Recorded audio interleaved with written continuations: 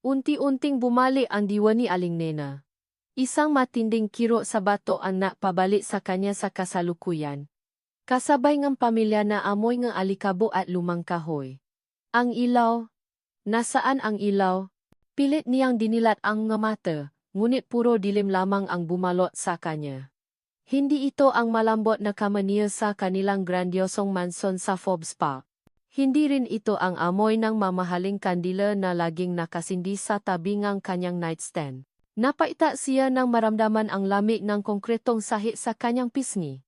Ang kanyang nga kamay ay mahigpit na nakatali sa likod at may tape na nakabalot sa kanyang bibig. Nagpumiglas siya, ngunit walang nagawa. Ang matinding takot ay bumalot sa kanya. Anong nangyayari? Sino ang may gawa nito? Gising na pala ang prinsesa. Isang malamig at tila na mamayari na boses ang pumunit sa katahimikan. Napuno ng panginginig si Aling Nena. Boses iyon ni Fanny. Hindi siya makapaniwala. Bakit? Paano? Narinig niya ang tunog ng lighter. Pagkatapos ay isang ilaw na unti-unting lumilinaw sa dilim. Nakatayo sa harap niya si Fanny, na may ngiti sa labi na kasing lamig ng hating gabi. Sa likod nito, nakita niya ang malabong silweta ng isang bahay na mukhang inabandona, walang bintana at may mga nakalabas na bakal. Ang Tagaytay, nasa Tagaytay ba sila? Ang hangin na humahaplos sa kanyang balat ay malamig, mas malamig kaysa sa karaniwan. Hindi niya maintindihan. Bakit narito si Vanya? Nagtataka ka siguro, ano? Tanong ni Vanny, papalapit sa kanya. Bakit ka nandito? Bakit ka kasama ko? Tumawa si Vanny, isang tawa na tila mabasa na kristal. Simple lang. Aling Nena, gusto kong tapusin kung ano ang dapat tapusin nun pa. Sinubukan ni Aling Nena na maksalita, ngunit tanging ungol lang ang lumabas sa kanyang bibig. Ang isip niya ay lumilipat, sinusubukang unawain ang lahat. Naalala niya ang fundraising gala kanina, ang kanyang pagiging abala bilang host, ang pagbati sa mga bisita. Pagkatapos, ang kakaibang amoy ng kape na inabot ng isang waiter. Ang pagkahilo. Ang dilim. Huwag kang maalala, Aling Nena, patuloy ni Fanny, dahan-dahang umiko sa kanya. Ang tunog ng kanyang nga takong ay parang martilyo sa ulo ni Aling Nena. Masakit? Malamang. Pero mas masakit ang dinanas ko dahil sayo. Dumukot si Vanny sa kanyang bulsa, at lumabas ang isang maliit na larawan. Itinapat niya ito sa mukha ni Aling Nena. Nakikilala mo ba ito? Ito ang Carlo na akala mo ay sayo lang. Ang Carlo na inagaw mo sa akin. Napakislot si Aling Nena. Carlo? Ang kanyang Wesley? Hindi. Hindi maaring mangyari ito. Ang kanyang asawa. Ang amang ang kanyang anak. Ang lalaking sumumpa ang walang hanggang pag-ibig sa kanya sa harap ng altar. Ang maalaala ng kanilang kasal ay bumalik sa isip niya. Ang matamis na halik ni Carlo, ang mapangako nito na ikaw lang at wala ng iba. Ngayon, ang mapangakong iyon ay tila mga anino lamang sa dilim, nagbibigay ng matinding kiro sa puso niya. Mas masakit pa sa mga sugat niya sa katawan. Napakabait mo nga pala. Aling Nena. Patuloy ni Fanny. May bahid ng panunuya sa tine. Pinakain. Pinatulog. Inalagaan. Pero alam mo, Aling Nena, ang lahat ng iyan, sa akin talaga dapat mapunta. Sa akin. Biglang huminto si Fanny sa harap niya. Ang nga mata nito ay nagliliyap sa galit. Pero huli ka na. Huli na ang lahat para sayo. Lumayo si Fanny at may kinuhang kanister. Ang amoy ng gasolina ay bumalot sa hangin. Nanlaki ang nga mata ni Aling Nena. Hindi. Hindi ito totoo. Hindi siya mamamatay dito. Hindi ganito. Pilit niyang igalaw ang mga kamay at paa. Nagpumiglas ng buong lakas. Ang tanging nais niya ay makatakas, makabalik sa kanyang anak. Nasimulang buhusan ni Vanny ang sahig ng gasolina. Ang bawat pata ay tila pumapata sa puso ni Aling Nena. Paalam, Aling Nena, sabi ni Vanny, bago ihagis ang lighter. Sa isang iglap, nagliyap ang sahig. Ang apoy ay mabilis na kumalat, lumamon sa lumang kahoy at nagbigay ng kulay kahel na sindi sa madilim na silid. Ang init ay humaplos sa mukha ni Aling Nena. Nak pumiglas siya ng husto, hinila ang nakatali niyang mga kamay. Sa kabila ng tapa, narinig niya ang kanyang sariling siga. Sa wakas, sa isang desperadong pagala, lumuwa ang tali sa kanyang makamay. Agad niyang hinablot ang tape sa bibig at huminga ng malalim. Ang uso ay nagsimulang bumalo sa kanyang baga. Tumayo siya, pagawang-gawang, at nagsimulang tumakbo. Ang apoy ay papalapit. Nagmadali siyang hanapin ang labasan. Ang ngapada ay tila nagiging kulay kahel na halimaw na humahabol sa kanya. Nakita niya ang isang sirang bintana. Walang paalinlangan, lumunda siya, kahit paalam niyang babaksak siya mula sa mataas na bahagi. Ang sakit ng patama sa lupa ay napamanhit sa kanya, ngunit mas matindi ang pananais na mabuhay. Napagulong-gulong siya sa damuhan, pilit na lumayo sa nagliliyap na bahay. Narinig niya ang tawanan ni Venny mula sa loop, pagkatapos ay isang malakas na paksabo. Napalingon siya. Nakita ang bahay na lumalamon sa sarili nito, nagiging abo. Siya. Nakatakas siya. Ngunit ang ginhawa ay panandalian lamang. Bumaksak siya sa madilim na kalsada. Ang kanyang nga damit ay punit-punit, ang kanyang braso ay may matinding paso, at ang kirot sa bato ay lalong lumala. Ang ulan ay nagsimulang bumuhos, lumalamis sa kanyang balat, ngunit hindi nito kayang hugasan ang takot at sakit sa kanyang puso. Ang kanyang cellphone, na nasa bulsa niya, ay bumaksak at nabasag. Wala siyang kahit sino. Sa gitna ng malakas na ulan at kulog, sa gitna ng kadiliman na bumalo sa kanya, unti-unting lumabo ang paningin ni Aling Nena. Ang kanyang huling iniisip ay ang mukha ng kanyang anak, at ang mapanlinlang na ngiti ni Carlo, na tila nagsasabi, "Ang halik na ito, ang huli para sayo." Ang malamig na ulan ang unang bumalik sa diwa ni Aling Nena. Ito ang gumaysing sa kanya mula sa pagkakatuwid sa sementadong kalsada. Nanlalambot ang kanyang buong katawan, at ang paso sa kanyang braso ay nangingit-ningit sa sakit. Humihingal siya, halos hindi na makahinga. Ang amoy ng suno ay nananatili sa kanyang ilong, kasabay ng takot na baka humabol si Vanny. Pilit siyang umupo, halos hindi na makakilos. Ang mailaw ng kalsada ay malabo, at ang paligid ay tahimik maliban sa tunog ng malakas na ulan. Saan siya pupunta? Wala siyang pera, wala siyang telepono, at tanging ang suot niyang gala dress na punit-punit ang natira sa kanya. Bigla, isang maliwanag na headlight ang dumating. Naningkit ang kanyang mata. Lalong nanlamig ang kanyang dugo. Baka sila Venny. Baka babalikan siya.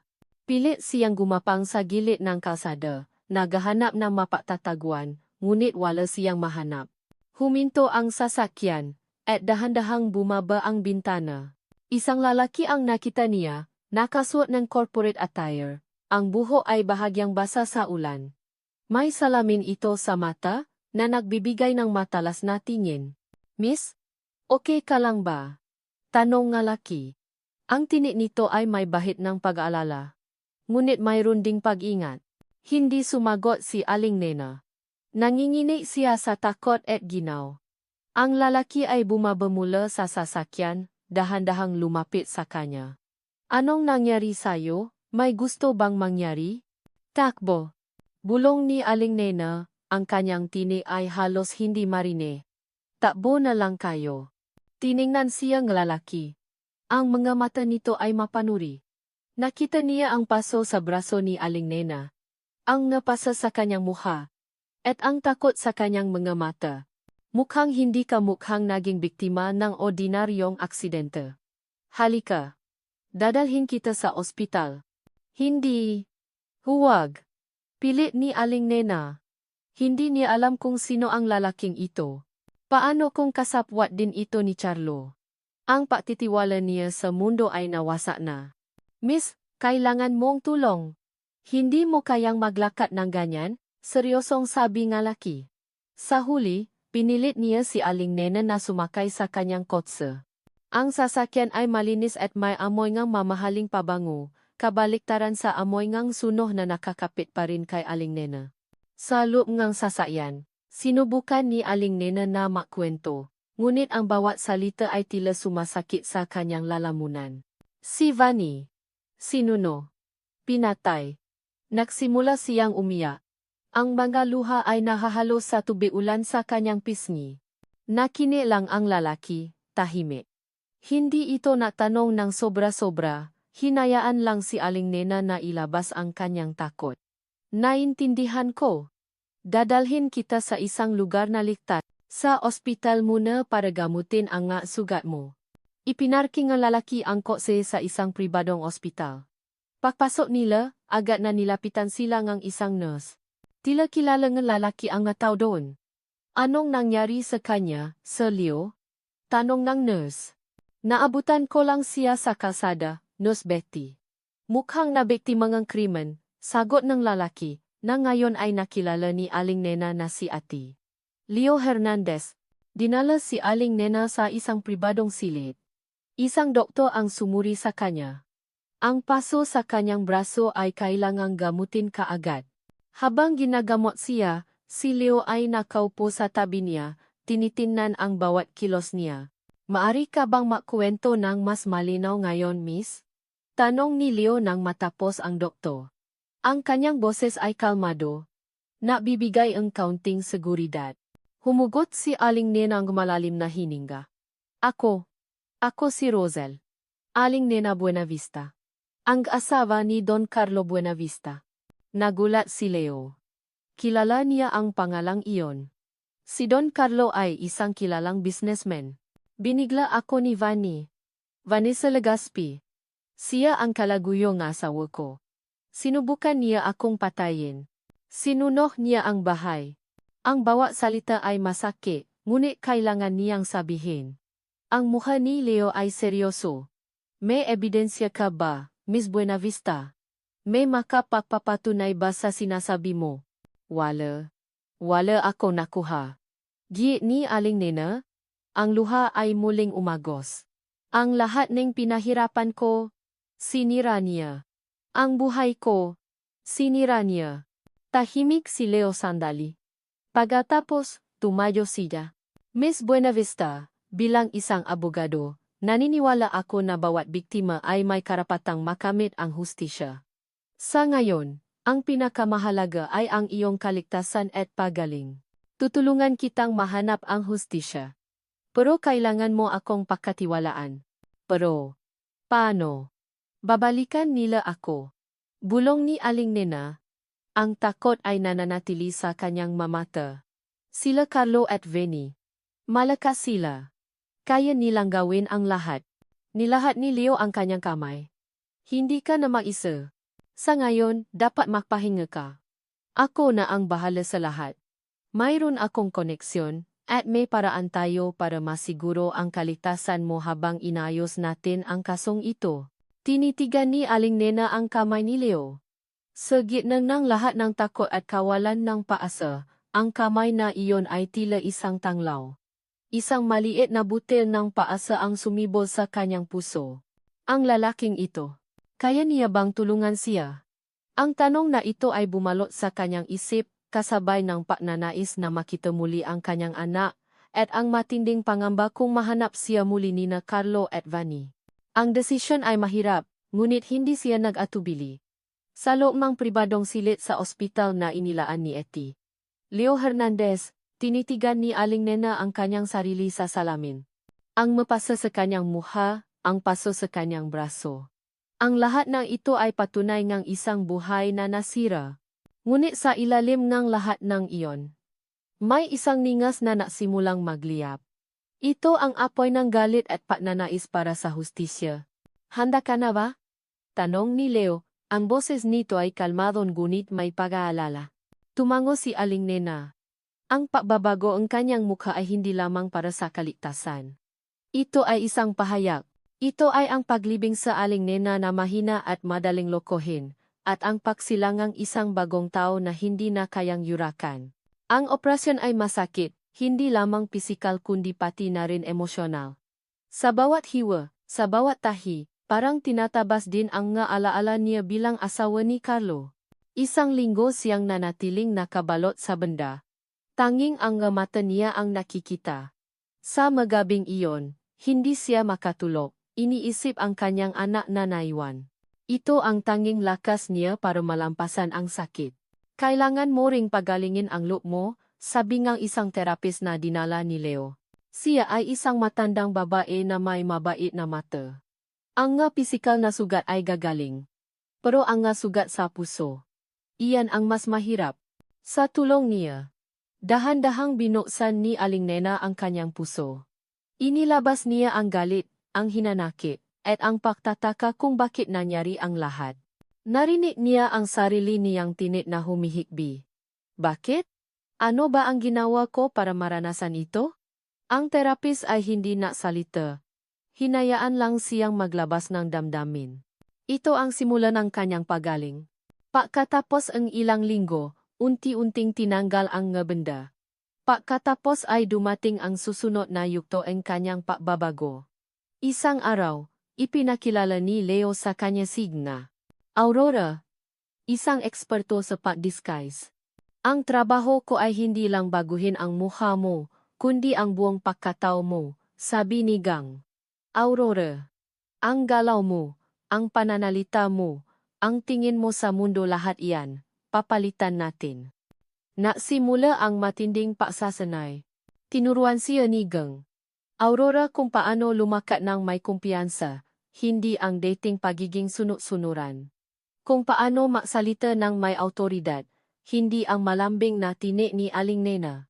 Tinuruan din siya ngang isang self-defense trainer, isang dating sundalo. Sa simula, halos hindi niya mayangat ang kanyang nga kamay. Ngunit sa bawat suntok at sipa, nakikita niya ang mukha ni Vanny, ang mukha ni Carlo. At iyon ang nagbibigay sa kanya ng lakas. Isang hapon, habang nagpapahinga siya mula sa pagsasanay, lumapit si Leo, may dalang folder. Nakausap ko ang nga contacts ko, sabi niya. Maraming nagtataka kung bakit biglang naglabas ng statement si Carlo na wala na siyang asawa? At kung bakit niya ipinadala ang anak ninyo sa probinsya. Mayroon din akong nahanap ng mga transaksyon sa bangko na nakpapahiwatig ng money laundering. Maraming praang inilabas sa ibang bansa sa ilalim ng mga pangalan ng kumpanya na hindi pamilya. Si Vanny ay may kinalaman din dito. Nanlami si Aling Nena. Si Carlo, napapaliwanag na siya ay wala na. At inilayo pa ang anak niya. Ang lahat ay nakumpirma sa kanyang hinala. Ang pagtataksil na iyon ay hindi lang personal. Ito ay isang krimen. Ito ay may kinalaman sa kanilang pera. Sa kanilang negosyo. Ang galit ay muling sumiklap. Sa huling araw ng kanyang rehabilitasyon, pumasok si Gang Aurora sa silid niya. May hawa itong salamin. Handa ka na bang makita ang iyong bagong sarili? Naramdaman ni Aling Nena ang patibok ng kanyang puso. Tumango siya. Ipinakita ni Gang Aurora ang salamin. Hindi niya nakita si Aling Nena. Ang nakita niya ay isang babae na may matatalim na tingin, matangos na ilong, at mas makapal na labi. Ang dating mukha niya ay tila isang malabong alaala. Isang napakagandang babae, ngunit hindi pamilya. May kaunting lungkot na humaplos sa kanyang puso. Ito na ba? Wala na ba talaga si Aling Nena? Ngunit kasabay ng lungkot, may isang matinding pag-asa. Huminga siya ng malalim at tumayo ng tuwid. Tinigilan niya ang babae sa salamin. Ikaw si Stella, bulong niya. Stella Maris Garcia. At makbabalik ka para singilin ang utang nila. Hindi naging madali para kay Stella ang paglimot sa kanyang nakaraan, ngunit ang pagiging abala ang naging panlaban niya. Sa tulong ni Leo, nakuha niya ang posisyon bilang isang assistant curator sa isang prestihiyosong art gallery sa Bonifacio Global City. Ang lugar ay madalas puntahan ng ma-elite na kilala ni Carlo, perpekto para sa kanyang plano. Ang bawat araw ay isang paarte, isang pagsubok sa kanyang bagong pagkatao. Kailangan niyang maging si Stella Maris Garcia, hindi si Aling Nena. Isang hapon, habang nagayos siya ng art piece, may pumasok na dalawang babay. Agad siyang nakaramdam ng kaba. Isa sa kanila ang pamilya na mukha ni Tita Lydia, ang matalik na kaibigan ni Aling Nena. Humiwalay sa grupo si Tita Lydia at nagtanong kay Stella tungkol sa isang painting. Napansin niya ang suot na alahas ni Tita Lydia, regalo niya noong birthday nito. Bigla niyang naisip ang nakaraang tawanan at kwentuhan nila, at halos maya siya.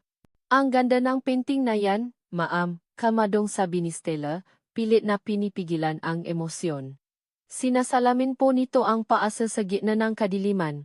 Tumingin si Tita Lydia kay Stella, at pagkatapos ay tumawa. Naku, Hija, tama ka. Napakagandang paliwanag. Mukhang bago ka rito. Hindi kita nakikita dati. Bago po lang ako, ma'am, sagot ni Stella. Pasensya na, medyo abala lang ako rito. Okay lang, Hija, sabi ni Tita Lydia, bago bumaling sa kanyang kasama. Alam mo ba, nakakalungkot ang nangyari kay Nena. Si Carlo, naglabas ng public statement na patay na ang asawa niya. Grabe. Kung paano siya makalimutan. Parang hindi niya ito minahal. Nepekting ang kamao ni Stella. Pinilit niyang maging kalmado, ngunit ang bawat salita ay parang suntok sa kanyang puso. Patay na. Hindi po ba may anak sila? Tanong ni Stella. Pilit na iniwasan ang personal na tono. Naku, kaya nga nakakalungkot. Sagot ni Tita Lydia, hindi napansin ang emosyon ni Stella. Ang anak nila, ipinadala sa probinsya. Siya at si Fanny, nagliliparan na lang sa Magala ngayon. Sabi nga, mapapakasal na daw. Hindi pa nga lumalamig ang bangkay ng asawa, di ba? Halos hindi na makapagsalita si Stella. Salamat po sa pag-update, ma'am, naibulong niya lang. Pag-alis ni Tita Lydia, agad na pumasok si Stella sa stockroom. Nanginginig siya sa galit. Si Carlo, ipinadala ang kanilang anak sa probinsya at sinabi sa lahat na patay na siya. Ang sakit ay mas matindi pa sa paso sa kanyang braso. Isang araw, mayroong isang malaking fundraising gala sa gallery. Lahat ng mga bigeting pangalan sa lipunan ay naroon, kasama si Don Carlo Buenavista at ang kanyang partner, si Vanessa Legaspi. Nakatayo si Stella sa isang sulok, nako-obserba. Mukhang masaya at matagumpay si Carlo, na may ngiti sa labi.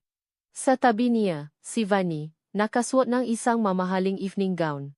Nang maksalubong ang tingin nila ni Vanny, natama ang kanilang mamata, ngunit agad na inalis ni Vanny ang tingin, parang wala siyang nakitang espesyal. Sino siya? Tanong ni Vanny kay Carlo. Bago ituro ang direksyon ni Stella. Mukhang bago rito.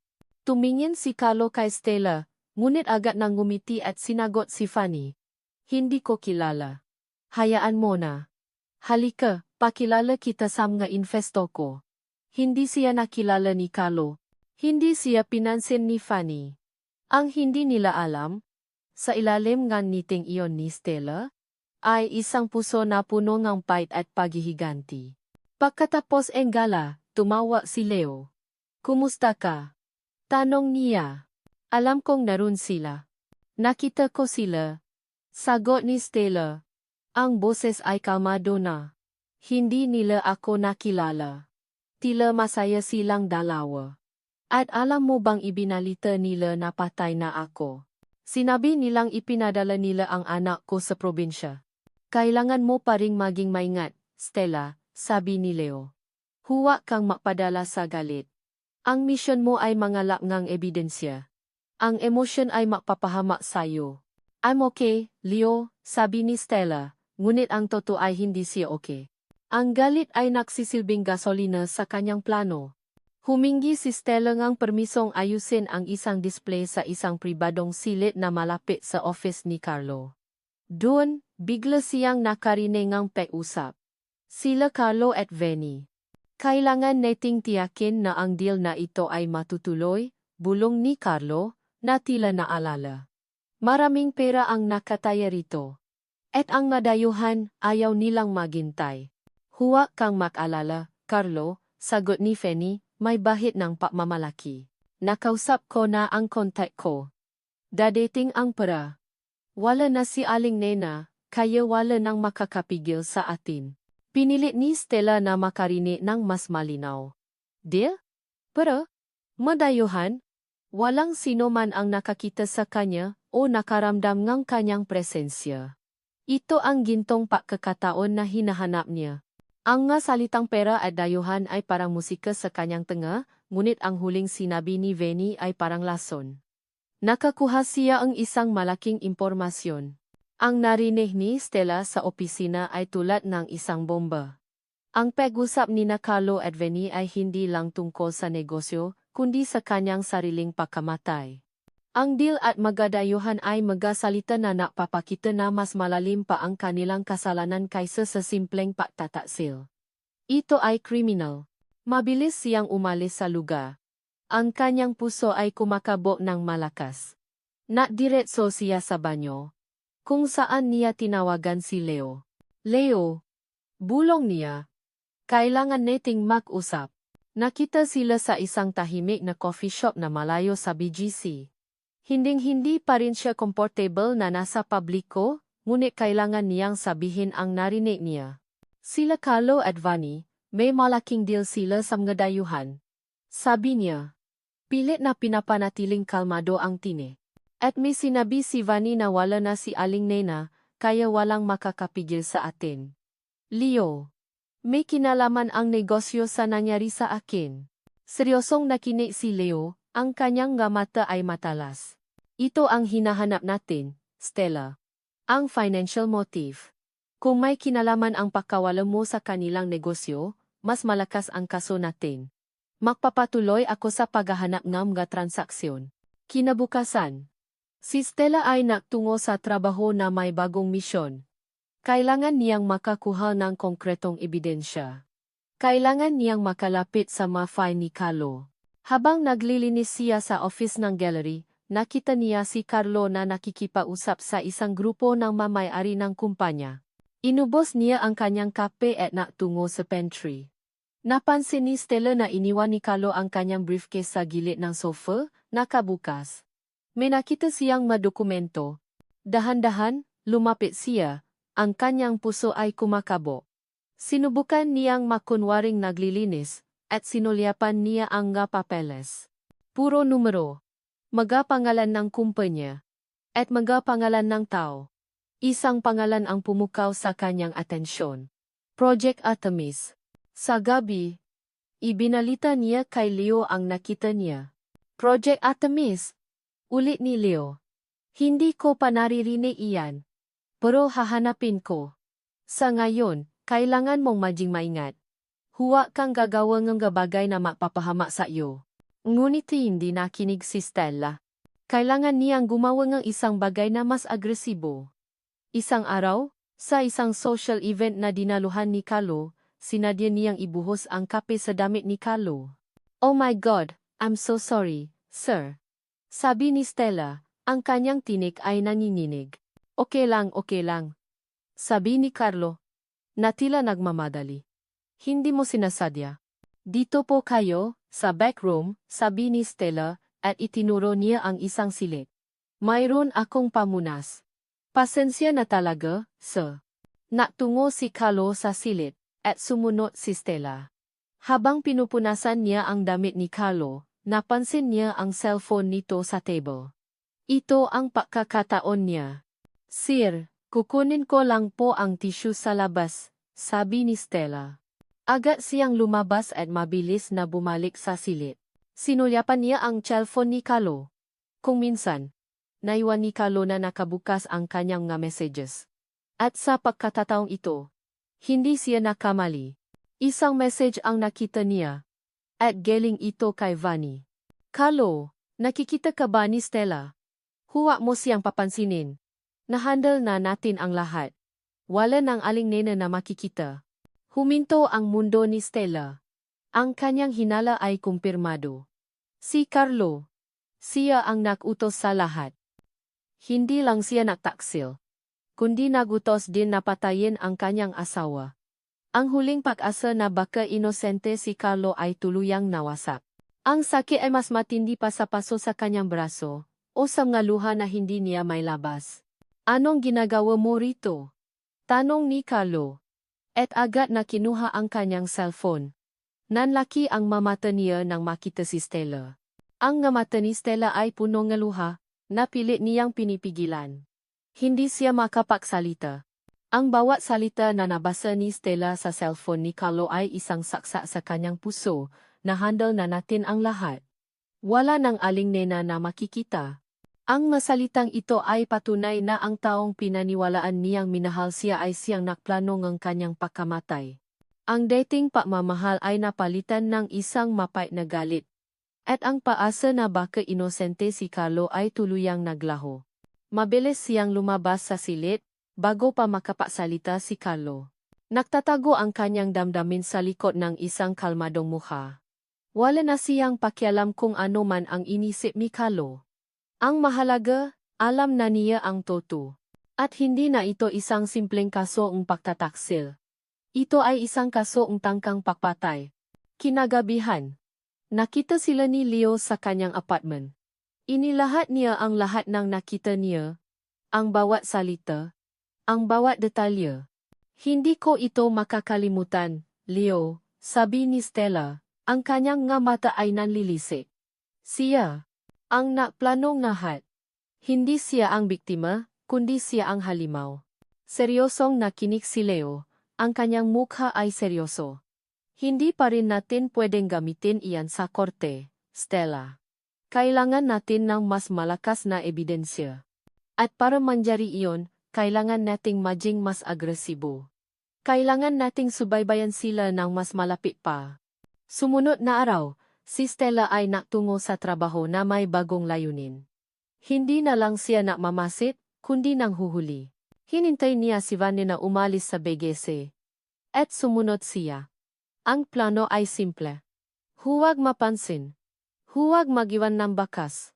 Dinala siya ni Vani sa isang lumang apartment complex sa Quezon City, isang lugar na malayo sa kanilang marangyang buhay. Ang mapada ay luma na. At ang mabintana ay tila maanino. Naghintay si Stella sa labas habang pumasok si Vani. Wala pang isang oras, lumabas na si Vani, at agad na umalis. Alam ni Stella na ito ang lugar na ginagamit ni Vani bilang lihim na hideout. Agad siyang tumawa kay Leo. Nakita ko ang lugar, Leo. Isang lumang apartment. Sa palagay ko, doon niya tinatago ang mga dokumento. Magandang balita, sagot ni Leo. Huwag kang gagawin ng kahit ano. Babalik ako diyan at kakabit ako ng ilang nga device para mamonitor natin ang nga kilos niya. Sa loob nga ilang araw, si Leo ay naglagay nga hidden cameras at listening devices sa mga pampublikong lugar na malapit sa apartment ni Vani at sa mga lugar na madalas nitong puntahan. Araw-araw, sinasala nila ang mga recording at mga video. Isang gabi, habang nag-ayos sila ng mga files, napansin ni Leo ang isang kakaibang bagay. Si Vani. Madalas itong nakikipag-usap sa isang taong hindi pamilya. Anong nasa likod ng kumpanyang yan? Tanong ni Leo. Ito ang third party na kausap niya. Hindi ko alam, sagot ni Stella. Ang alam ko lang, sa tuwing kinakausap niya ang taong yan, nagiging kakaiba ang kilos niya. Tila nag-aalala siya. Ang pagtatrabaho kasama ni Leo ay hindi lang tungkol sa ebidensya. Habang sila ay nagtatrabaho ng magkasama, mas lumalalim ang kanilang relasyon. Hindi na lang siya isang kliyente. At hindi na lang siya isang abogado. Isang gabi. Habang na-examine sila nga videos, nag-alok si Leo na bigyan si Stella ngang isang tasa nga pa. Ang gabi ay malamig, at ang hangin ay tahimik. Matagal ka na rin bang nag-isa? Tanong ni Stella, pagkatapos ng ilang sandali ng katahimikan. Napalingon si Leo sa kanya. Bakit mo naman naisip yan? Kasi, para kang isang tao na nahahanap ng pamilya, sabi ni Stella, ang kanyang mamata ay matapat, gaya ko. Ngumiti si Leo. Bihira lang akong matiwala sa ibang tao, Stella. Ang trabaho ko ay madalas na tungkol sa paghahanap ng katotohanan, hindi sa paghahanap ng kaibigan. Pero sa'yo, iba. Ang kanyang mamata ay nanatili sa kanya. May isang bagay sa mamata ni Leo na nagpaparamdam kay Stella ng seguridad, ng paesa, ng tiwala. Isang tiwala na matagal na niyang nawala. Ngunit ang oras para sa romansa ay hindi pa ngayon. Kailangan muna nilang tapusin ang misyon. Kinabukasan. Habang nasa trabaho, Nakatanggap si Stella ngang teks mula kay Leo. Umalis si Vanny, tila nak mamadali. Sa tingin ko, may kinalaman iyon sa meeting niya mamaya. Mayroon tayong pagkakataon ngayon. Nakmadali si Stella sa apartment ni Vanny. Sa oras na ito, hindi siya papaya na umalis nang walang hawak na ebidensya. Pumasok siya sa apartment ni Fanny at agad na naktungo sa isang maliit na kabinet na nakita niya sa isang video. Matapos buksan ito gamit ang kanyang makasanayan, nakita niya ang isang folder. Sa loob nito, may isang stack ng lumang sulat, at sa pinakababaw, isang lumang larawan. Ang larawan ay nakpapakita kay Vanny na nakasuot ng isang simpleng damit at sa tabi niya ay si Carlo. Mukhang makaedad lang sila at mayroong isang bagay sa kanilang mga mata na nakpapahiwatig ng isang mas malalim na koneksyon. Ang caption sa likod ay, "Ang ating lihim, bimot ko chungta." Kasama rin sa folder ang isang lumang sulat. Ang sulat ay galing sa ina ni Vanny at ito ay tungkol sa isang malaking issue. Ang nga salita ay nagsisimula sa, "Patawarin mo ako, anak." Ang iyong ama ay ang ama rin ng kanyang anak. Hindi ko ito masabi sa iyo. Nanlamig si Stella. Naalala siyang lalo. Ang ibig sabihin ba nito, sila Carlo at Vanny makapatid sa ama? Ang pagtataksil na iyon ay hindi lang personal. Ito ay may kinalaman sa isang madilim na lihim ng pamilya. Hindi ito simpleng pag-ibigan, kundi isang mazalimot na kuwento ng pamilya. Napatigil si Stella sa loob ng apartment ni Vanny. Ang hawak niyang larawan ay nanginginig sa kanyang kamay. Ang mukha ni Vanny at Carlo, parehong bata pa, ay nakangiti. At ang sulat sa likod na ang ating lihim ay bumabagaba sa kanyang isip. Ngunit ang tunay na bumulabo sa kanyang mundo ay ang sulat mula sa ina ni Vanny. Ang iyong ama ay ang ama rin ng kanyang anak. Bumaksak si Stella sa sahig, hinahabol ang hininga. Hindi ito maaring toto. Si Vanny at Carlo ay makapatid sa ama? Ang lalaking pinakasalan niya. Ang ama ng kanyang anak ay may lihim na kapatid na siyang naging kalaguyo niya. At ang kapatid na ito ang sumunok sa kanya ng buhay. Ang lahat ng ito ay napakasakit. Napakagulo. Hindi ito ang simpleng kuwento en pagtataksil na akala niya. Ito ay isang bihat na trahedya en pamilya. Mabilis siyang tumawa kay Leo. Ang kanyang boses ay nanginginig, halos hindi na makasabi ngang salita. "Leo, kailangan mo akong puntahan. Ngayon na. May nakita akong." Hindi ka panipaniwala. Pagdating ni Leo sa apartment, nakita niya si Stella na nakaupo sa sahig. Napuno ng luha ang kanyang mata. Ibinigay niya ang larawan at ang sulat kay Leo. Binasa ni Leo ang sulat, ang kanyang mata ay nalaki sa pakabigla. Vanny at Carlo, makapatid sa ama? Ito ay isang malaking twist. Paano? Bakit? Tanong ni Stella, desperado. Bakit hindi ito alamin ni Gilaat? At bakit ganito ang kapagtrato ni Vanny sa akin, sa amin?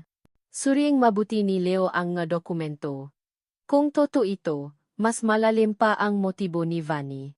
Hindi lang ito tungkol sa pag-ibig o pagtataksil. Ito ay tungkol sa pamilya, sa pagpapabaya, at sa matinding inggit. Sinubukan nilang mahanap ng mas maraming impormasyon. Sa gitna ng folder, may nakita pa silang ilang lumang newspaper clipping na halos hindi na mabasa, at ilang dokumento ng kapanganakan na tila sinadyang itago. Ang clipping ay nagsasalising isang eskandalo na kinasasangkutan ng ama ni Carlo noon at isang lihim na anak na hindi kinilala. Ang pangalan ng ina ni Vanny ay tugma sa pangalan ng babae sa mga clipping. Ito na nga, bulong ni Leo. Si Vanny ay ang resulta ng isang lihim na relasyon ng ama ni Carlo. At tila, hindi siya kailanman kinilala o pinansin ng pamilya Buenavista. Nagsimulang makaroon ng kaunting pag-unawa si Stella. Ang sakit ni Vanny, ang kanyang galit, ang kanyang pagiging desperado na makuha si Carlo at ang buhay na mayroon sila lahat ito ay nakaroon ng kahulugan. Hindi ito pag-ibig. Ito ay isang matinding pagnanais na magiganti sa isang buhay na ipinakait sa kanya. Ginagamit lang siya ni Carlo, di ba? Tanong ni Stella, ang boses ay nanginginig. Alam niya ang sikreto. at sinasamantala niya ito para sa sarili niyang kapakanan. Mukhang ganun na, sagot ni Leo. Ang lihim na ito ay isang baraha na maaring gamitin ni Carlo para manipulahin si Venny, at gamitin si Venny para gawin ang kanyang maruruming trabaho. At ang pagtatangka niyang patayin ka. Posibleng inutusan niya si Vanny na gawin iyon, na ipinaparamdam kay Vanny na ito ang paraan para makuha niya ang lahat. Napakasakit katotohanan. Si Carlo, ang lalaking minahal niya, ay hindi lamang nagtaksil kundi ginamit din ang sariling kapatid para gumawang krimen. Isang halimaw, na desisyon sila na kailangan nilang bumalik sa apartment ni Venny upang makuha ang lahat ng dokumento na mapapatunay sa ito. Ang nasulat, ang clipping lahat iyon ay kailangan nila para buuin ang kaso. Kailangan neting mag-ingat, sabi ni Leo. Kung ganon ang sikreto ni Fanny, delikado siya. Walang siya pipigilan para mapanatili itong lihim. At alam neting pareho na si Carlo ay kasapwat sa mga krimen na ito. Ang nga mata ni Stella ay puno ng determinasyon, ngunit mayroon ding bahid ng lungkot. Ang kuwento ng kanyang buhay ay mas komplikado kaysa sa inakala niya. Hindi lang siya nabiktima ng pagtataksil, kundi naging bahagi rin siya ng isang madilim na kasaysayan ng pamilya. Napakasakit isipin na ang lahat ng pagmamahal na ibinigay niya kay Carlo ay ganon lang ang katumbas. Ang lalaki na pinagkatiwalaan niya ay siya ring naplanong kanyang kamatayan, ginagamit ang kanyang sariling kapatid para sa kanyang mga layunin. Kailangan nilang mabayat, Leo, mahinang sabi ni Stella, ang kanyang tini ay puno ng pipe. Lahat ng sakit na dinulot nila, babayaran nila. Ang gabi ay tila walang hanggan sa opisina ni Etty. Leo Hernandez. Sa kanyang desk, nakakalat ang lahat ng ebidensya na kanilang nakalap. Ang financial records na may makahina-hinalang transaksyon, ang larawan ni Vanny at Carlo noong bata pa, at ang sulat na napapatunay sa kanilang lihim na relasyon bilang magkapatid sa ama. Ang bawat papel ay isang piraso ng puzzle na bumubuo sa isang nakakabilang larawan ng kasinungalingan, panloloko, at tangkang pagpatay. Para kay Leo, ang kasong ito ay hindi na lang isang proporsyonal na obligasyon. Ito ay naging isang personal na labanan. Sa bawat gabi na nagtatrabaho siya, nakikita niya ang mukha ni Stella, ang mukha na may bahid pa rin ng takot, at ang mga mata na puno ng determinasyon. Ang kanyang puso ay kumakabo, hindi dahil sa excitement ng kaso, kundi dahil sa matinding paalala para sa kaligtasan ni Stella. Sana ay hindi ka na lang bumalik, bulong niya sa sarili. Ngunit agad niyang pinagsisisihan ang nga salitang iyon. Alam niya na ang pagbabalik ni Stella ay ang tanging paraan para makamit ang hustisya. At hindi niya ito hahayaang gawin ng mag-isa. Isang gabi, dumalaw si Stella sa kanyang opisina, may dalang kape. Pagod na ang kanyang mukha, ngunit matata ang kanyang tingin. Abala ka na naman, sabi ni Stella, at inilapak ang kape sa kanyang desk. Hindi mo ba alam ang salitang pahinga? Tumingin si Leo sa kanya at ngumiti. Hindi ako makapapahinga, Stella, hanggat alam kong nasa labas pa ang mataong gumawa nito sa'yo. Naupo si Stella sa harap niya, at ang katahimikan ay bumalot sa kanila. Ang tanging naririnig ay ang tunog ng pet-type sa keyboard ni Leo. Takot ka ba? Tanong ni Stella. Pagkatapos ng ilang sandali, napatigil si Leo. Tiningnan niya si Stella, ang kanyang mata ay naghahanap ng kasagutan. Takot ako, Stella, sagot niya, ang boses ay puno ng emosyon. Hindi para sa sarili ko. Takot ako na baka may mangyari sa iyo. Takot ako na baka sa huli, hindi ko kayang protektahan ka. Ang mata ni Stella ay puno ng luha. Hindi mo kailangang protektahan ako, Leo. Hindi ako si Aling Nena na mahina at walang laban. Ako si Stella. Kaya ko ang sarili ko. Alam ko yan, sabi ni Leo, at hinawakan ang kanyang kamay. Ang init ng kanyang balat ay naparamdam sa kanya ng isang bagay na matagal na niyang nawala ang paasa. Pero hindi ko kayang mawala ka ulit. Bawat araw na nagtatrabaho ako sa kasong ito, naalala ko ang lahat ng dinanas mo. Ang bawat paso, ang bawat luha. Ang huling bagay na nais kong mangyari ay mawala ka sa akin. Tumahimik si Stella. at hinawakan ang kamay ni Leo. Hindi na ako mawawala. Hinding-hindi na. Sa masusunod na araw, lalo pang naging abala si Leo. Sa tulong ng kanyang makonta, nalaman niya na ang matransaksyon ni Carlo ay may kinalaman sa isang malaking construction company na pag-ari ng isang dayuhan. Ang Project Artemis ay tila isang malaking scheme ng money laundering. Ngunit ang mas nakakabahala, nalaman ni Leo na si Venny ay naging mas aktibo. Ano to? Bulong ni Leo sa sarili, habang tinitingnan ang isang report. Si Venny ay nahirang isang grupo ng mga private investigator, at ang kanilang misyon ay ma-monitoring isang babae na may bagong mukha na madalas na makikita sa mga social events ni Carlo. Nalamig si Leo. Ito si Stella. Naramdaman ni Venny ang pagbabanta. Naramdaman niya ang presensya ng isang tao na hindi niya kilala, ngunit tila nagiging hadlang sa kanyang mga plano. Ang plano ni Stella ay tila nagtatagumpay, ngunit sa mas mapanganib na paraan. Hindi niya nakilala ang mukha ni Stella, ngunit naramdaman niya ang kanyang presensya. Agad na tinawagan ni Leo si Stella. Stella, kailangan nating mag-usap. Ngayon din. Sa isang mataong lugar, nakita sila. Walang oras para sa romansa, walang oras para sa mga matatamis na salita. Si Venny, nahirasiyan ng mga tao para imonito ka, sabi ni Leo, ang kanyang mata ay puno ng pag-aalala. Saan ka man mapunta? Mayroong mata na nakatingin sa iyo. Nanlaki ang mga mata ni Stella.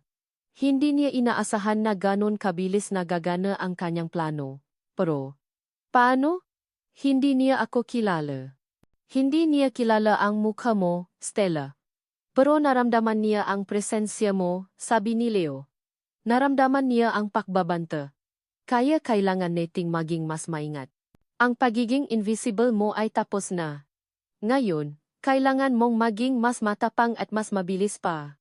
Sa hindi kalayuan, sa loob ng isang itim na kotse, isang lalaki ang may hawak na kamera.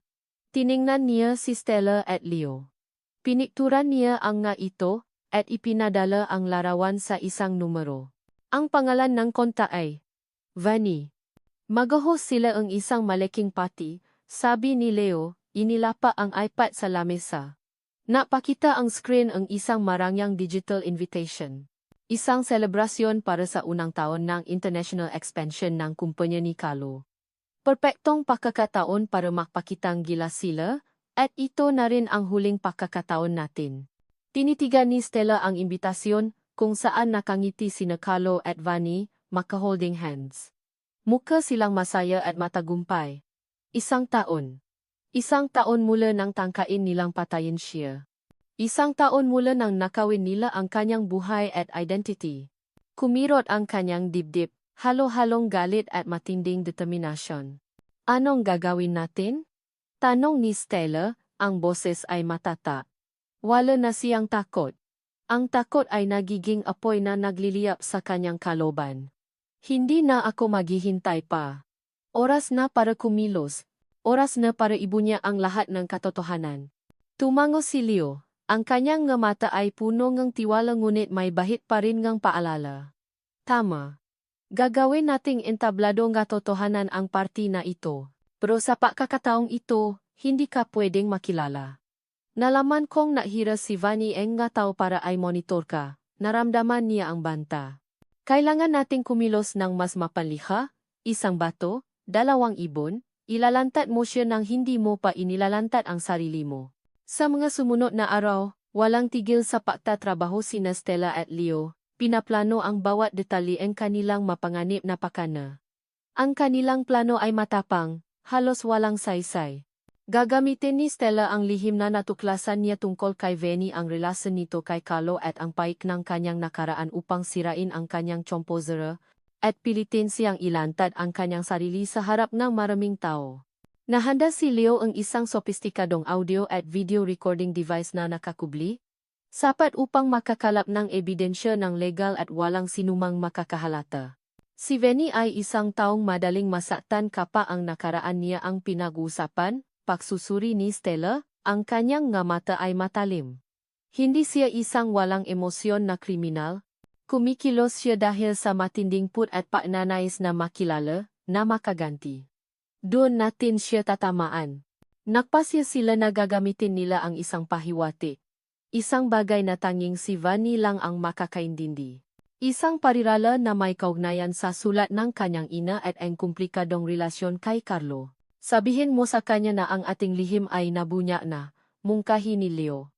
Ang kanyang boses ay kalmado ngunit may diin. Pagkatapos, banggitin mo ang nanay niya ng hindi direkta. Pero sapat para mapansin niya. Isipin niyang nabunya na ang lihim ng kanyang pinakmulan. Magpapanik siya at hindi na niya makontrol ang sarili sa harap ng maraming tao. Huminga ng malalim si Stella, naramdaman niya ang adrenaline na dumadaloy sa kanyang maugat. Kaya ko yan. Isang ningning ang lumitaw sa kanyang mamata. Dumating din ang gabing ang pati. Suot ang isang eleganteng ngunit simpleng evening gown, nakabuns ang buhok, at may pepektong makeup. Si Stella Maris Garcia ay pumasok sa marangyang bulwagan. Hindi na siya ang aling nena na mahiyain at takot.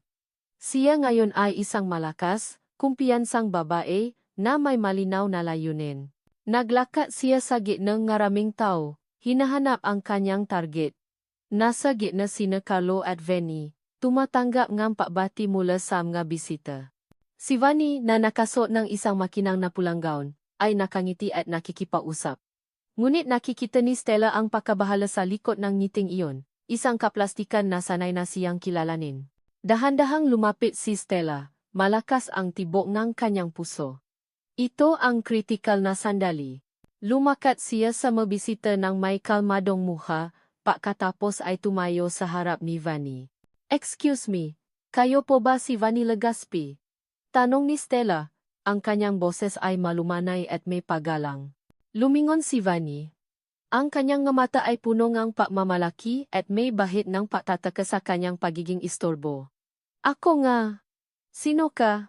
"Ako po si Stella," sabi niya, at gumiti ng misteryoso, sapat para mangintriga. "May malit po akong regalo para sa inyong gayong espesyal na okasyon." Nagtaka si Vanny. Kinuha ni Stella ang isang maliit na larawan mula sa kanyang eleganteng clutch bag. Ito ay isang kopya ng lumang larawan na nakita niya sa lihim na apartment ni Vanny, ang larawan ni Vanny at Carlo noong bata pa sila. Maingat niyang inilagay ito sa kamay ni Vanny. Tiningnan ni Vanny ang larawan, at agad nawala ang ngiti sa kanyang labi. "Paano? Paano ka nakaroon nito?" bulong niya. Ang kanyang nga mata ay puno ng pagkabahala. "Gusto ko lang po kayong batiin," sabi ni Stella, pilit na pinapanatiling kalmado ang kanyang boses. "Congratulations sa paghahanap niyo ang inyong kaligayahan. Pero tandaan niyo po, ang ating lihim ay hindi na lihim." Nangini ang kamay ni Fanny, at naluha ang larawan. "Anong pinagsasabi mo? Hindi kita kilala." "Gusto ko lang sabihin, ipagmamalaki ka ng nanay mo," dagdag ni Stella. Binibigyan ng diin ang salitang nanay. "Nakuha mo na ang lahat ng gusto mo." Namutla ang mukha ni Vanny. Umurong siyang isang hakbang, ang kanyang mamata ay nanlilisi sa takot habang nakatingin kay Stella. "Ikaw? Anong alam mo? Paano kung isang araw lahat ng tao dito ay malaman na isa ka lang anak sa labas?" Bulong ni Stella, sapat lang para marinig ni Fanny. Para bang nawalan ng katinuan si Vanny. Niyakap niya ang balikat ni Stella at sumiga. Ang kanyang boses ay puno ng galit. "Nagsisinungaling ka. Wala kang alam. Sobra na ang dinanas ko. Sobra na ang dinanas ng nanay ko. Wala nang makakapigil sa akin ngayon." Nasimulang lumaganap ang gulo. Ang nga bisita ay lumingon sa kanila, nasimulang bumulong-bulungan. Agad na lumapit si Carlo, sinubukang pigilan si Vanny. "Vanny, ano ba ang ginagawa mo? Kumalma ka." Ngunit si Vanny ay tuluyan nang nawalan ng kontrol. Itinulak niya si Carlo at patuloy na sumiga. "Nagsisinungaling siya. Sino siya? Alam niya ang lihim natin. Kailangan mo siyang patayin agad. Ginawa ko ang lahat para sa atin. Para sa nanay ko. Wala nang makakapigil sa akin." "Anong lihim?" tanong ng isang bisita. Punong ng pagtataka. Lumingon si Vanny, ang kanyang nga mata ay balina. Ang lihim na itinago ng nanay niya. Ginawa ko ang lahat para ipagiganti ang nanay ko. Hindi ako anak sa labas. Lalong lumaki ang gulo. Simulang makbulong-bulungan ang mga bisita. Sinubukan ni Carlo na yakapin si Venny, ngunit wala na siya sa kanyang katinuan. Hayaan mo ako. Hayaan mo ako. Sigaw ni Vanny, at bigla niyang hinablot ang isang dekorasyong chandelier na nasa itaas. Wala nang makakapigil sa akin. Bumaksa ang chandelier, lumihang ang isang maliit ngunit nakakakilabot na paksabo. Nakalat ang mabasa na salamin, sumiga ang nga bisita at nagtatakbuhan. Bumalot ang kaguluhan sa buong party. Nang tumumba ang chandelier sa gitna ng seryosong kaguluhan, ang mundo ni Carlo ay biglang tumigil. Ang lahat ng ingay ay tila nawala. At ang tanging narinig niya ay ang mabilis na pagtibok ng kanyang puso. Ito ang pinakamalaking fundraising gala na kanyang inorganisa, at si Venny, ang kanyang pinakamahalagang kasosyo, at kasintahan, ay nasira ang lahat. Fanny, ano ba ang ginagawa mo? Bulong niya, habang hinahawakan ang braso nito ng mahigpit. Halika, alis na tayo. Ngunit si Vanny ay parang isang bale. Ang nga mata ay punong galit at takot. Hindi. Hindi niya pwedeng sabihin ang sikreto. Hindi. Sabi ni Vanny. At bigla siyang itinulak. Sa gitna ng guluhan, ang nga tao ay natatakbuhan. Ang nga waiters ay nakbabaan ng nga tray. Ngunit ang nga mata ni Fanny ay nakatingin lang sa isang babae. Ang babaeng iyon ay kalmado, ang kanyang nga mata ay nananatiling matatag at matalim. Ang kanyang mukha ay pamilya, ngunit hindi pamilya. Parang nakita na niya ito dati. Ngunit hindi niya maalala kung saan. Ang sikreto ay wala na, Vanny, sabi ang babae, at biglang ngumiti. At hindi lang ang sikreto mo ang ibubunyak ko sa lahat. Ito ay ang lahat ng inyong kasalanan. Lumapit ang babae. Ang bawat hakbang ay tila isang malakas na tunog sa isip ni Carlo. Carlo, sabi ng babae, hindi mo ako nakikilala? Ang babaeng pinatay mo. Biglang bumaksa ang kanyang mundo. Ang boses. Ang galit sa mga mata. Ang pamilya na mukha na, kahit na binago na, ay may bahit pa rin ang mukha ng kanyang asawa. Aling. Nena. Bulong ni Carlo, ang kanyang boses ay nanginginig. Ang babae ay ngumiti. Walang aling nena na nakita mo. Ito ay Stella. At bumalik ako para singilin ka sa lahat ng ginawa mo. Nagpanik si Carlo. Hindi niya maintindihan. Paano? Paano siya nakatakas? Paano siya nakabalik? Ang kanyang buong plano ay nasira. Hindi. Sigaw ni Venny, at tumakbo siya papunta kay Stella. Ang nga kamay ay handang manakit. Ikaw. Ikaw ang dahilan ng lahat. Ngunit bago pa niya maabutan si Stella, isang lalaki ang lumabas at hinarangan siya. Ito si Eti. Leo Hernandez. Sa likod niya, may ilang nga pulis na nakatayo. At ang kanilang nga mata ay nakatingin sa kanya. Sa kanya at kay Fanny. Mga pulis. Mayroon kaming mga arrest warrant para sa pagtatangkang ng papatay, money laundering, at konspirasyon, sabi ni Leo, ang kanyang boses ay malakas at malinaw. Ang nga pulis ay naglakat patungo kay Carlo at Venny. Ang nga mata ni Carlo ay natungo kay Stella, ang kanyang asawa, na ngayon ay isang estranghero na may matinding galit. Ang mamata ni Vanny ay puno luha at galit. Anong ginagawa ninyo? Sigaw ni Carlo, na tila hindi makapaniwala. Wala kayong karapatan. Ngunit isang pulis ang lumapit sa kanya, at inilabas ang isang pares ng posas. Ang tunog ng posas ay parang isang tunog ng kamatayan sa tenga ni Carlo. Sobra-sobra ka na, Carlo. Siga ni Stella, at nag-flash siya ng isang maliit na screen ng telepono na nagpapakita ng isang video clip. Ito ay isang recording ng pag-usap nila sa opisina, kung saan pinag-usapan nila ang kanilang deal. At ito, sabi ni Stella. At kinuha niya ang isang USB.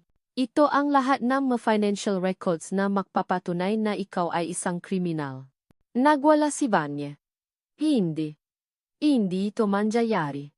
Hindi ako papayag. Habang sinasaksihan ni Carlo ang pagbaksak ng kanyang mundo, si Vanny ay napumiglas sa kamay ng mga pulis. Ang kanyang galit ay hindi na kayang kontrolin. Sa isang desperadong sandali, nagawa niyang makawala at tumakbo sa isang sulok ng stage. May nakitang isang maliit na cabinet na may ma-electrical wire. Walang pag-alinlangan, sinira niya ito, na nagdulot ng isang matinding spark at isang malakas na pagsabo. Ang matao ay nagsigawan, ang ilan ay natumba sa takot. Naging madilim ang buong lugar. Ang uso ay kumalat sa hangin. Sa gitna ng kaguluhan, narinig ni Carlo ang isang matinding sigaw mula kay Vanny. Ang lahat ay nasa kaguluhan, at sa gitna ng kaguluhan, si Vanny ay tumakbo. Ang ingay ng sirena ng pulis at ang flashing na ilaw sa labas ng gusali ay ang tanging na paalala kay Stella na ang gabi ay hindi pa tapos. Sa gitna ng kaguluhan, nakita niya si Carlo na dinala ng dalawang pulis. Ang nga kamay ay nakapos sa likod. Ang dating mayabang at mapagmalaking si Don Carlo ay ngayon ay isang taong puno ng galit at takot. Ang kanyang mata ay nanatili sa kanya. Natila nagsasabi, "Hindi ka mananalo." Ngunit sa gitna ng lahat na ito, may isang bagay na napapahirap sa puso ni Stella. Si Vanny. Ang babaeng natangka sa kanyang buhay ay nakatakas. "Leo." Bulong niya. Habang papalapit ang kanyang abogado. Si Vanny. Nakatakas siya. Ang mukha ni Leo ay seryoso. Ang kanyang mata ay nahahanap ng kasagutan. "Alam ko," sabi niya. Ang nga pulis ay nahahanap na sa kanya. Ito ay ang pinakamalaking pagkakamali natin. Sa tingin ko, hindi niya na ngayon iniisip ang kaso. Iniisip niya ngayon ay ang paghihiganti. Hindi siya nakamali. Ang pagiging tahimik ni Vanny sa mga nakaraang araw ay isang taktika. Hindi niya na kailangan ang ebidensya sa korte. Ang kailangan niya ngayon ay ang kanyang buhay. At ang buhay ng kanyang anak. "Ang anak ko, Leo," sabi ni Stella, ang boses ay nanginginig sa takot. "Ang anak ko, nasa probinsya. Hindi ko alam kung ligtas ba siya." Hinawakan ni Leo ang kanyang kamay. "Huwag kang maalala. Ang anak mo ay ligtas. May mga tao ako sa probinsya na nagbabantay sa kanya. Hindi siya mag-isa. Sa ngayon kailangan mong maging kalmado. Ang unang-unang gagawin natin ay siguraduhin ang kaligtasan mo." Ngunit ang mga salita ni Leo ay hindi nakatulong. Ang utak ni Stella ay napuno ng mga posibilidad. Si Vanny, na walang mawawala, ay ngayon ay mas delikado pa sa isang tigre na nakawala sa hawla. Alam niyang hindi niya ito hahayaang mabuhay ng payapa. Alam niyang babalikan siya. "Kailangan ko siyang hanapin, Leo," sabi ni Stella. Ang kanyang mga mata ay puno ng determinasyon. "Hindi ako makapapahinga hanggat nasa labas pa siya. Hanggat alam kong mayroon siyang kakayahang saktan ang anak ko." "Hindi mo kailangang gawin yan," sabi ni Leo, ang boses ay puno ng pag-alala. "Hayaan mo ang mapulis. Ang trabaho mo ay tapos na. Binigay mo na ang lahat ng ebidensya. Tapos na ang laban." Ngunit hindi naniniwala si Stella. Ang laban ay hindi pa tapos. Ang laban ay nagsisimula pa lang. Ang laban ngayon ay hindi para sa hustisya sa korte. Ito ay para sa kanyang buhay. Para sa buhay ng kanyang anak. Habang nag-usap sila, isang pulis ang lumapit sa kanila. "Ate Hernandez," sabi ng pulis. Ang babay, si Vanny Legaspi, nakatakas siya sa kaguluhan. "Naghahanap na kami sa kanya. Mayroon ba kayong kahit anong impormasyon tungkol sa kanya?" Nagtatago siya sa isang lumang apartment sa Quezon City, sabi ni Stella, agad-agad. "Mayroon akong address." Tiningnan siya ni Leo. Ang kanyang mata ay puno ng pagtataka. "Paano mo alam yan?" "Hinanap ko siya," sabi ni Stella. Ang kanyang mata ay punong paghihiganti. "Hinahanap ko na siya. Kaya ngayon, hayaan mo akong gawin ang trabaho ko." Ang pulis ay tumango. "Maraming salamat. Ipapadala ko ang matao ko." Matapos umalis ang pulis, si Leo ay tumingin kay Stella. "Ano yan, Stella? Nagsisimula ka na namang gumawa ng mabagay ng mag-isa." "Kailangan ko itong gawin, Leo," sabi ni Stella. Hindi ako matatahimik hanggat hindi siya nahuhuli. Narinig mo ang sinabi niya. Ginagawa niya ang lahat dahil sa ina niya. Dahil sa kanyang galit. Kaya hindi niya ako hahayaang mabuhay ng payapa. Napakaseryoso nga mukha ni Leo. Kung ganon, hindi ka mag-isa sa laban na ito. Tutulungan kitang hanapin siya. Ngunit sa isang kondisyon, susunod ka sa lahat ng sasabihin ko. Hindi ka mag-isa. Makasama tayo dito. Ang salita ni Leo ay nagbigay ng kaunting pag-asa sa puso ni Stella. Hindi siya maisa, may kasama siya sa laban na ito. Sa isang iglap, ang tagumpay ay naging isang matinding panganib. Ang happy ending na pinangarap niya ay ngayon ay isang matinding labanan sa pagitan ng buhay at kamatayan. Ang kanyang paghahanap para sa hustisya ay ngayon ay isang manhun, at sa gitna ng lahat ng ito, may isang babae na desperado na gawin ang lahat para magiganti. Ang halimaw na nakawala sa hawla ay si Vanny. At siya ay handa na para sa labanan. Ang mayapa ni Vanny ay parang martilyo na bumabayo sa sementadong kalsada. Ang bawat tuno ay tila nakpapabilis sa kanyang hininga. Ang kanyang puso ay kumakabo ng malakas. Ang matainga niya ay namamanhit sa ingay ng sirena ng pulis at mga sigawan ng mga tao sa likod niya. Tumakas siya. Tumakbo ng walang direksyon. Ang kanyang matakong ay nasira. Ang kanyang damit ay punit-punit. Ang ganda ng kanyang evening gown ay ngayon ay isang patunay ng kanyang pagkatalo. Huminga siya ng malalim. Ang malamig na hangin ng Maynila ay tila hindi makapasok sa kanyang baga. Tumakbo siya, hanggang sa maubos ang kanyang lakas, hanggang sa marating niya ang kanyang itinatagong apartment sa Quezon City. Ang lugar na ito ay ang kanyang lihim na sanctuary. Ang lugar kung saan niya tinatago ang lahat ng kanyang sikreto. Ang lugar kung saan siya ay nagiging si Fanny Legaspi. Hindi si Vanessa Buenavista. Ang kalaguyo ang isang may asawa na lalaki. Pumasok siya sa loop, at agad niyang isinara ang pinto. Bumasa siya sa sahig, ang kanyang nga kamay ay nangingini. Ang dilim ay bumalot sa kanya, ngunit mas madilim pa ang kanyang isip. Ang ating lihim. Bimat ko chungta. Ang masalitang iyon ay tila isang sumpa. Ang masalitang iyon ay tumata sa kanyang isip. Nagpapaalala sa kanyang lahat ng kanyang pagsisikap, ng lahat ng kanyang sakripisyo, na ngayon ay wala ng silbi. Bakit? Bulong niya. Ang kanyang maluha ay nasimulang dumaloy sa kanyang nga mata. Bakit hindi ako pinabayaan? Ang mundo ay tila nakalimutan siya. Ang lahat ng kasinungalingan, ang lahat ng pagsisikap na itago ang katotohanan lahat ay lumabas sa gitna ng maraming tao, at sa gitna ng kaguluhan, wala siyang nagawa. Ang akala ko ay nanalo na ako. Bulong niya sa sarili. Ang kanyang boses ay punong pait.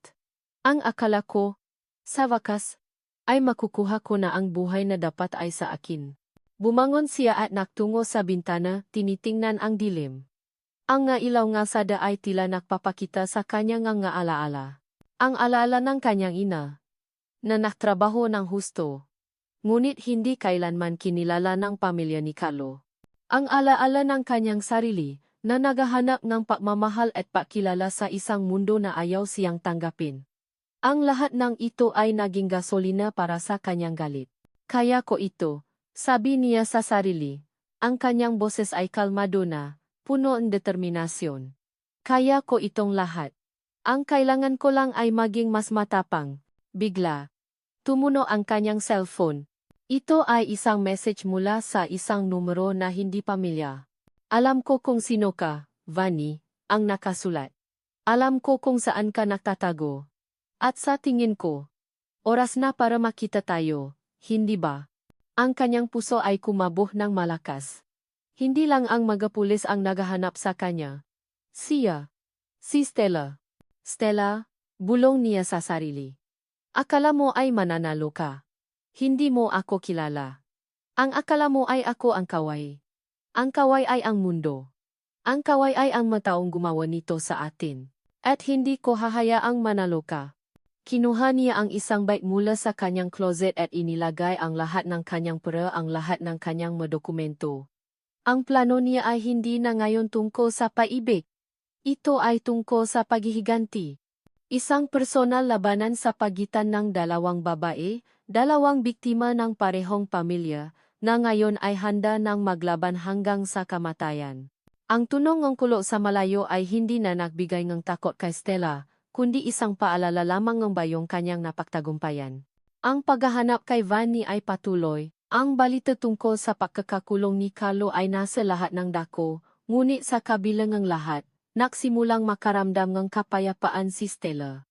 Ang ngalan na Aling Nena ay unti-unting lumabo sa kanyang isip, nagiging isang malabong anino lamang ng nakaraan. Siya ngayon si Stella Maris Garcia, isang babaeng muling isinilang. Sa bawat umaga, pagising niya, tinitingnan niya ang kanyang sarili sa salamin. Ang mapaklat mula sa paso ay gumaling na. At ang kanyang bagong mukha ay ngayon ay isang salamin ng kanyang panlup na lakas. Hindi na ito isang disguise, kundi ang kanyang bagong pagkatao. Ang kanyang nakaraan ay hindi na isang sumpa, kundi isang aral. Kumusta ang araw mo? Tanong ni Leo isang gabi, habang naghahanda siya ng hapunan para sa kanila. Ang bahay na ito, na binili ni Leo sa kanyang pangalan para sa kaligtasan, ay naging kanlungan nila. Isang simple ngunit komportableng lugar, malayo sa mga formalidad ng kanyang dating buhay. Okay lang, sagot ni Stella. At ngumiti. Ngayon, sa halip na mag-isip tungkol sa paghihiganti, bumalik siya sa kanyang mga dating hili. Nagsimula siyang magpinta muli. Ang kanyang nga brushstrokes ay hindi na punong galit, kundi nga kulay nga paasa. Na-volunteer din siya sa isang shelter para sa mga abused women. Ginagamit ang kanyang karanasan para tulungan ang iba. Ito ang paraan niya ngang pagilom. Isang gabi, habang nagisa siya sa sala, naisip niya ang kanyang anak. Nakausap na niya ito sa telepono, at alam niyang ligtas ito sa probinsya. Ngunit ang pagkawalang kanyang ama ay malaking puwang sa kanyang puso. Naramdaman niya ang lungkot, ngunit ngayon, mas nangingibabaw ang paasa. Lumapit si Leo at tumupo sa tabi niya. Hinawakan niya ang kamay ni Stella. Malungkot ka ba? Tanong niya. Umiling si Stella. Hindi na. May lungkot pa rin, Pero mas nangingibabaw na ang paasa. Alam kong may bagong buhay na naghihintay sa akin. Niyakap siya ni Leo. Ang init ng kanyang yakap ay nakparamdam kay Stella ng seguridad at pagmamahal. Sa loob ng ilang buwan, si Leo ay naging kanyang sandalan, ang kanyang kakampi, at ngayon, ang kanyang kasintahan. Ang pagmamahal na naramdaman niya para kay Leo ay dahan-dahang lumago, katulad ng isang halaman na unti-unting bumubuka ang bulaklak. Isang hapon, pumunta sila sa isang tahimik na sementeryo. Ito ang sementeryo ng kanyang nga magulang. Matagal nang hindi niya ito nabisita. Sa harap ng kanilang puntot, lumuhod si Stella. Mama! Papa! Bulong niya. Ang kanyang nga mata ay puno ng luha. Ngunit hindi na ng sakit. Ayos na po ako. Nagawa ko na ang dapat kong gawin. At ngayon, naghahanap na akong kapayapaan. Sa tabi niya, tahimik lang si Leo, hinawakan ang kanyang kamay na bibigay suporta. Doon, sa harap ng kanyang nga magulang, inilibing ni Stella ang lahat ng pait at galit. Handa na siyang mapatawad. Handa na siyang mapatuloy. Pag-uwi nila, ang bahay ay napunoan init at katahimikan. Habang naghahanda sila ang hapunan, biglang lumuhod si Leo. Stella, sabi niya, at inilabas ang isang maliit na singsing mula sa kanyang bulsa. Ito ay isang simpleng singsing. Ngunit puno ng pagmamahal. Hindi ako ang perpektong tao. Maraming beses na akong nakamali. Pero sa iyo, Stella, nakita ko ang aking sarili. Nakita ko ang paasa. Gusto kong makasama ka sa bawat umaga. Sa bawat gabi. Gusto kong makasama ka habang buhay. Pakakasalan mo ba ako? Nalaki ang mamata ni Stella. Ang kanyang puso ay kumabo ng malakas. Ang mga luha ay umagos sa kanyang mamata. Ngunit ngayon, ito ay luha ng kaligayahan. Isang simple ngunit taos-pusong proposal. Hindi ito ang engrandeng proposal na nakuha niya dati kay Carlo, ngunit ito ay mas toto, mas tapat. Oh, bulong ni Stella. At niyakap niya si Leo ng mahigpit. Oh, Leo, pakakasalan kita. Sa sandaling iyon, ang lahat ng sakit, lahat ng takot, lahat ng pagdurusa ay naglaho. Mayroon siyang bagong pamilya. Mayroon siyang bagong paasa. Ang bukas ay punong posibilidad, at handa na siyang harapin ang lahat, kasama si Leo sa kanyang tabi. Ang singsing sa kanyang daliri ay isang simbolo ng bagong kabanata sa buhay ni Stella. Sa loob ng ilang buwan matapos ang proposal ni Leo, ang kanilang buhay ay napuno ng paghahanda para sa kasal at ang matamis na paghihintay sa kanilang bagong simula. Ang nga araw ay napuno ng ngiti, mga plano, at ang pagnanais na bumuo ng isang pamilya kasama ang kanyang anak. Ang paghahanap kay Fanny ay patuloy, ngunit tila naglaho ito sa hangin. Para kay Stella, ito ay isang palatandaan na napapatuloy na ang kanyang buhay at ang nakaraan ay tila malayo na. Sigurado ka bang ayos lang ang lahat? Tanong ni Leo isang umaga habang nag-almusal sila. Ang kanyang nga mata ay puno pa rin ng pag-aalala kahit na napagkasaya na niya. Kung mayroon kang kahit anong pag-alinlangan, sabihin mo lang sa akin. Ngumiti si Stella. Wala na akong paalinlangan, Leo. Ang tanging gusto ko ay ikaw at ang anak ko. Tapos na ang nakaraan. Ngayon, ang tanging mahalaga ay ang kinabukasan. Unti-unti, sinimulan ni Stella ang proseso ang pagkuha sa kanyang anak mula sa probinsya. Ito ang kanyang pinakamalaking hiling, ang muling makasama ang kanyang anak at bigyan ito ng normal at masayang buhay, kasama si Leo na ngayon ay magiging ama-amahan nito. Ang bawat tawa sa telepono sa kanyang anak ay nagbibigay sa kanyang matinding kagalakan. At ang plano para sa palipat ng kanyang anak ay patuloy na isinasagawa. Isang hapon, habang abala si Stella sa paghahanda ng kanilang dinner, may kumatok sa pintuan. Naka-order siya na takeout, kaya inakala niya na iyon na ang delivery. Ngunit nang buksan niya ang pinto, nanlamig ang kanyang dugo. Nakatayo sa harap niya si Fanny. Ang kanyang muha ay payat. Ang nga mata ay nanlilisik. At ang kanyang buho ay magulo. Ngunit ang pinaka-nakakakilabot ay ang kanyang ngiti, isang ngiti na punong pagkabaliw at pangingini. Walang pulis, walang magkakasamahan. Tanjing si Fanny Long. Nagulat ka ba, Stella? Sabi ni Fanny, ang kanyang boses ay tila galing sa impyerno. Akala mo ay nakalimutan na kita. Akala mo ay makatakas ka sa akin.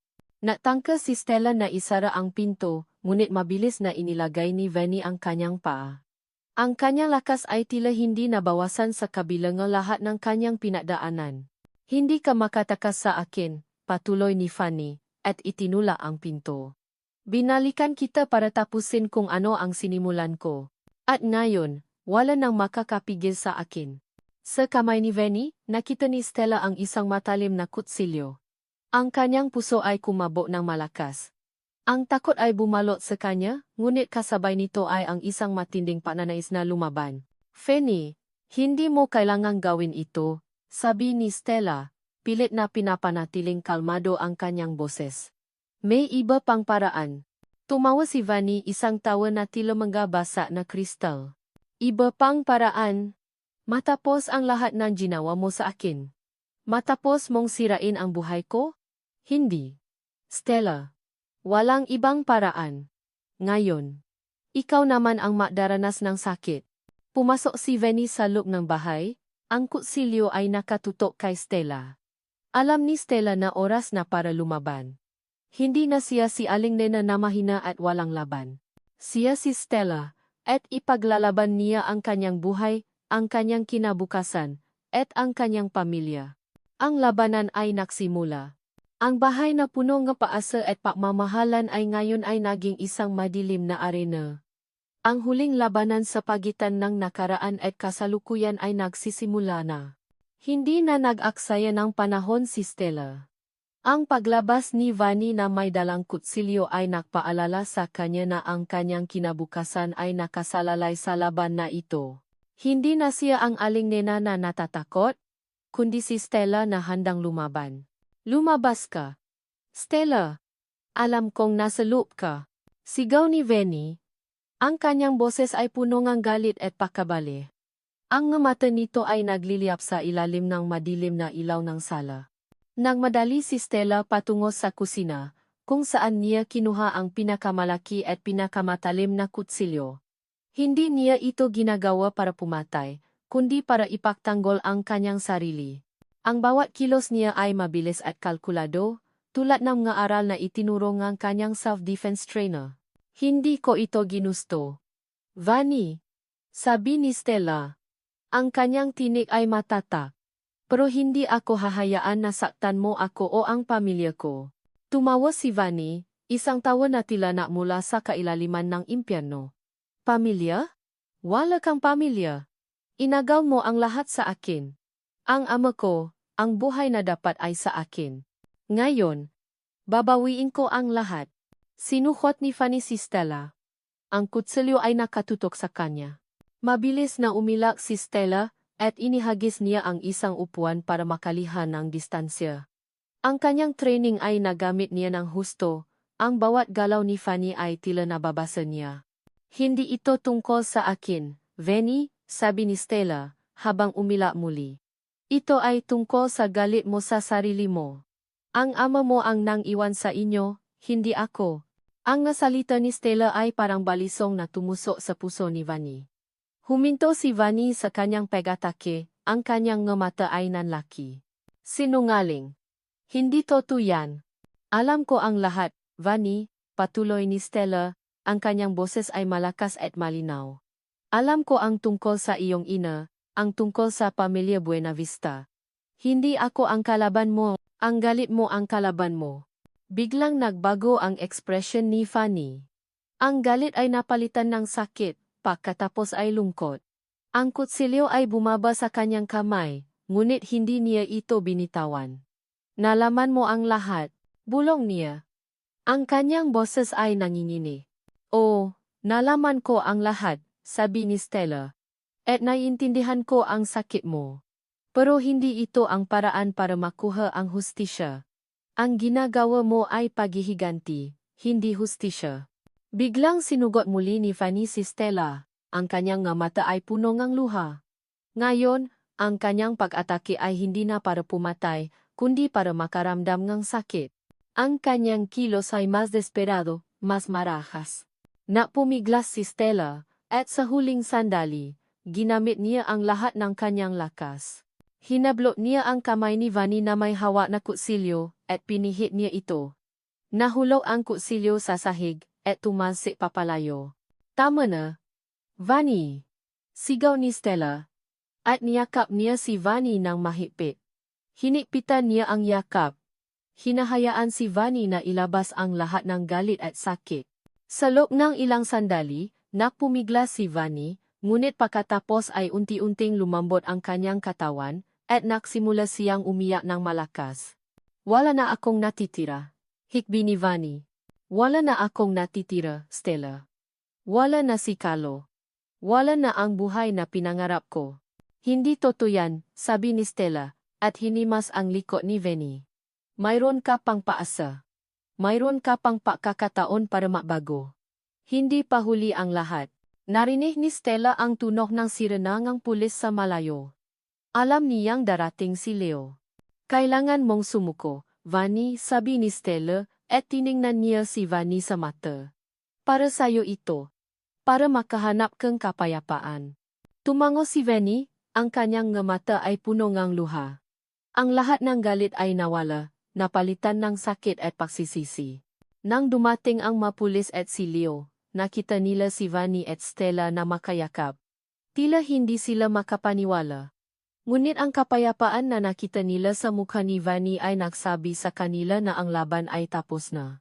Vanny Legaspi, arestado ka sa kasong pagtatangkang ng pagpatay. Sabi ng pulis. At inilagay ang posas sa kanyang mga kamay. Hindi lumaban si Vanny. Sa halip, tumingin siya kay Stella at ngumiti, isang malungkot na ngiti. Salamat Stella, bulong niya. Niyakap ni Leo si Stella ng mahigpit. Okay ka lang ba? Tanong niya, ang kanyang boses ay puno ng pag-alala. Okay lang ako, Leo, sabi ni Stella, at hinalikan niya ito sa labi. Tapos na ang lahat. Sa mga sumunod na buwan, si Carlo ay nasentensyahan ng habambuhay na pagkakulong para sa kanyang mga krimen. Si Vanny naman ay binigyan ng pagkakataon para magbago. Nakasuhan siya. Ngunit dahil sa kanyang pag-amin at ang trauma na dinanas niya, binigyan siya ng pagkakataon para magpagaling. Regular siyang dinadalaw ni Stella sa rehab center, at dahan-dahang gumaling ang kanilang relasyon. At si Stella, sa huling pagkakataon, tiningnan niya ang kanyang sarili sa salamin. Ngayon, sa kanyang tabi, ay ang kanyang anak, na nakangiti. At sa likod nila, si Leo, ang kanyang asawa, na nakayakap sa kanya. Sino ka? Tanong ng kanyang anak, na nakatingin sa kanyang nga mata. Ngumiti si Stella. Ako si Stella, sabi niya. At ako ang Gina. Ang kanyang buhay ay hindi na isang kwento ng paghihiganti, kundi isang kwento ng pag-asa, pagmamahal, at pagpapatawad. Ang halik sa dilim ay ngayon ay naging napakagandang simula ng isang bagong buhay. At dito nagtatapos ang kwento ni na Aling Nena, na naging si Stella, at ang kanyang paglalakbay patungo sa paghahanap ng katarungan, kapayapaan, at tunay na pag-ibig. Isang taos-pusong pasasalamat ang nais kong iparating sa inyong lahat. Aming minamahal na mga tagapakinig. Maraming salamat sa inyong walang sawang pagsubaybay, pagdamay, at pagmamahal sa kwentong ito mula simula hanggang sa huling kabanata. Ang bawat sandali ng inyong pakikinig ay naging inspirasyon upang buuin at bigyang buhay ang bawat karakter at eksena. Ang paglikhang halik sa dilim ay isang emosyonal na paglalakbay. Mula sa sakit ng patatasil, sa tapang ng pagbangon, hanggang sa kapayapaan ng pagpapatawad at ang paasa ng bagong simula bawat salita ay isinulat ng may buong puso. Personal kong nadama ang bawat hagupit ni trahedya ni Aling Nena, ang tapang ni Stella, ang pagmamahal at pagkaalala ni Leo, at maging ang pait na bumabalot kay Vanny. Sana ay nadama niyo rin ang lalim ng bawat emosyon na nais naming iparating. Sa huli, ang kwentong ito ay isang paalala na sa kabila ng pinakamadilim na pagsubok, laging may liwanag. Na ang pagmamahal ay may kakayahang bumangon mula sa abo, na ang pagpapatawad ay napapalaya hindi lang sa pinatatawad kundi maging sa napapatawad, at na ang paasa ay ang nagisang ilaw na gumagabay sa atin patungo sa kinabukasan. Naway maging inspirasyon ito upang harapin natin ang bawat hamon ng may pananampalataya at pag-ibig. Muli, mula sa kaibuturan ng aming puso, maraming salamat sa inyong pagiging bahagi ng paglalakbay na ito. Umaasa kaming ibabahagi niyo ang inyong masalobin at damdamin sa kwentong ito. Maraming salamat at hanggang sa muli. Nagmamahal. Hugot Corner Studios.